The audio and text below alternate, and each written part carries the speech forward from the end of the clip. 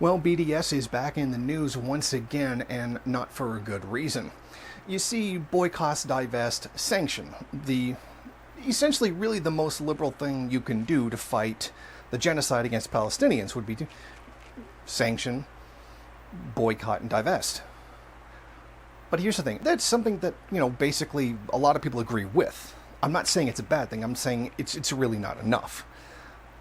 But for the sake of what we're talking about, it is something that people are behind. And a lot of actual Jewish people are behind because they don't support what the Zionist state of Israel is doing.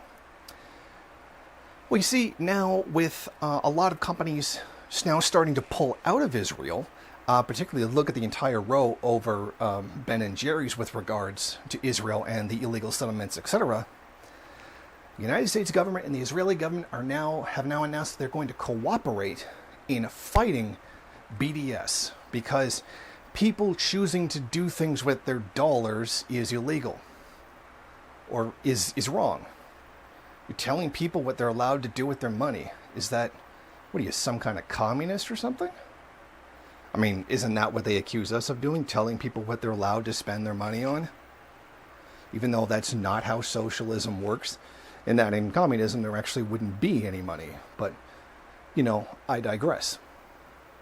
But look at the very ugly nature of the whole situation.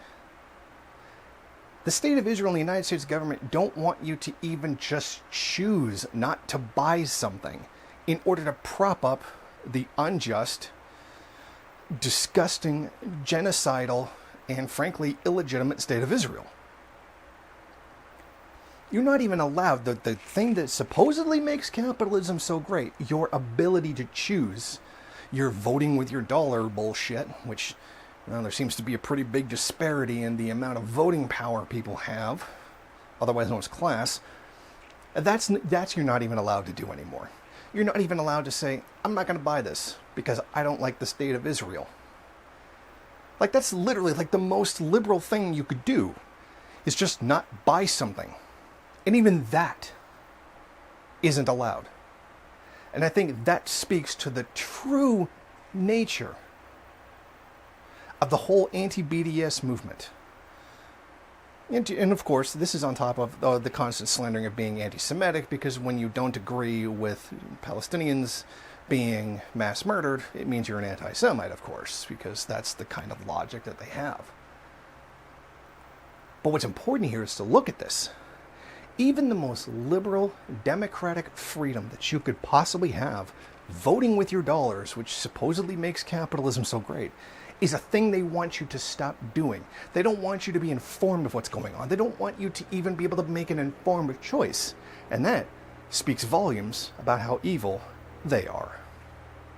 Thank you for watching. If you like this program, then please head over to my Patreon page and set up a monthly donation.